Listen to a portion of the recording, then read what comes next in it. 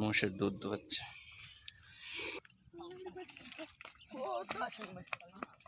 একবারে টাটকা দুধ, এই যে দেখুন একেবারে টাটকা দুধ। মোষের দুধের একবারে গরমা গরম চা। আরে বাবারে পানিও গরম হয়ে আছে। 3 কাপ চা মেরে দেন। বাঘার এটা বিলুপ্ত একটি প্রজাতি। আপনারা যদি চরে না আসেন, এই পরিবেশে যদি না আসেন, তাহলে পরে আপনারা বুঝবেন না যে এখানে কতটা আত্মতৃপ্তি পাওয়া যায়। শৈশবের কথা মনে পড়ে যাচ্ছে। সুবহানাল্লাহ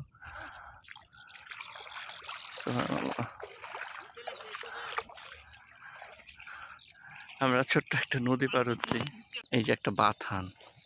এখন যেহেতু নদীর পানি নেমে গেছে, এখন আবার গরু এগুলাকে আবার সেই চরে ফিরিয়ে নিয়ে এসেছে।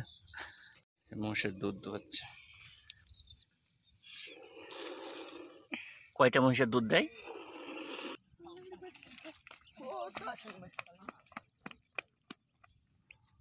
তো এই যে বড় ভাইরা অনেক কষ্ট করে কিন্তু এই যে চরে থাকে। এই যে মহিষের পাল দেখছেন, মহিষ গরু এগুলো নিয়েই তাদের জীবন। নদীর পানি বেড়ে গেছিল, তখন আপনারা কোথায় ছিলেন? মাঝার দিয়ে। তো এই যে এই চরটা কিন্তু ডুবে গেছিল, পুরোতে ডুবে গেছিল। কয় মাস ছিল এখানে? ওপরে আমরা বেশি দিন ছিল না, তোমাদের ওপরে আমরা মোটামুটি ছিল 16 দিনের মতো ছিল থাকেন। তো যেহেতু চতুর্দিকে ডুবে গেছিল, তো সাপের কোনো না? সাপ দেখেছি, সাপ মেরেছি। কি সাপ আপনার এগুলো চরে সচরাচর কি সাপ দেখা যায়? আপনার ধরুন খরিশ, দাঁড়াস, রাসেল ভাইপার কিংবা যে কালাচ, এই ধরনের সাপ আপনারা দেখেননি? না, এই ধরনের সাপ চরে আছে, ওনারা হয়তো বা নজরে পড়েনি, কিন্তু আমরা দেখলাম যে চরে কিছুদিন আগে আমার একটা ভিডিওই ছাড়া আছে, দেখবেন আপনারা কালাচ সাপ ধরেছিলাম ওই যে কাশবনের ঘাটের ওইখানে। দুধ যেটা হয় সেটা কি আপনারা শহরে গিয়ে বিক্রি করেন? মহিষের দুধটা শহরে বিক্রি করেন। সব রকমের দুধই আপনারা এখানে পাবেন এবং নির্ভেজাল পাবেন। আর এই হচ্ছে তাদের ভেড়ার পাল, তাদের থাকার ঘর। এইভাবে কিন্তু তারা দিন যাপন করেন। আর এই যে যদি আপনার টাটকা দুধটা দেখাই, তাহলে এই হচ্ছে, এটা মহিষের দুধ না? এই যে মহিষের দুধ, একবারে টাটকা দুধ। এই যে দেখুন একেবারে টাটকা দুধ।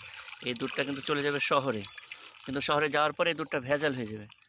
আর এখান থেকে যদি আপনারা নিতে পারেন, তাহলে পরে কিন্তু আপনারা একেবারে টাটকা ফ্রেশ দুধটা পাবেন।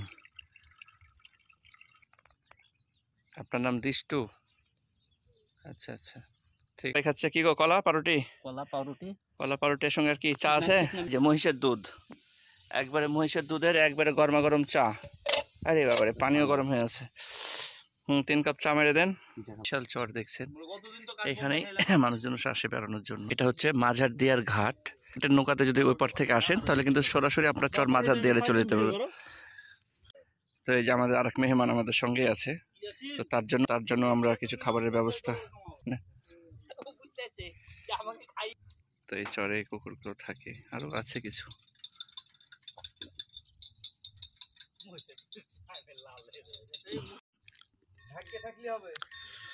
কিছুক্ষণ বিশ্রাম নেওয়ার পরে আমরা আবার শুরু করতে যাচ্ছি।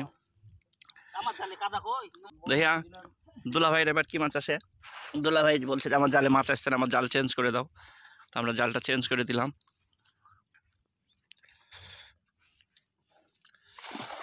খুব সুন্দরভাবে জাল পড়েছে। দেখা যাক দুলা ভাইয়ের জালে এবার কি পরিমাণ মাছ আসে। যদি পাবদা না আসে গো,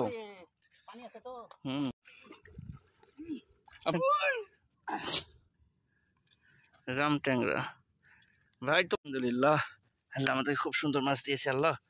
এই যে দেখেন, এই যে নদীর পাবদা। আজকে কিন্তু, কালকে কিন্তু আমরা দেখে গেছিলাম, আর আজকে আমরাই চলে এসেছি। এই যে মাছ, এই যে মাছ, নদীর পাবদা মাছ। আপনাদেরকে বলেছিলাম না নদীর পাবদা মাছ দেখাবো। এই যে নদীর। তো বন্ধুরা, এই হচ্ছে, আমি তো আপনাকে বললাম যে খলইলেন, খলই।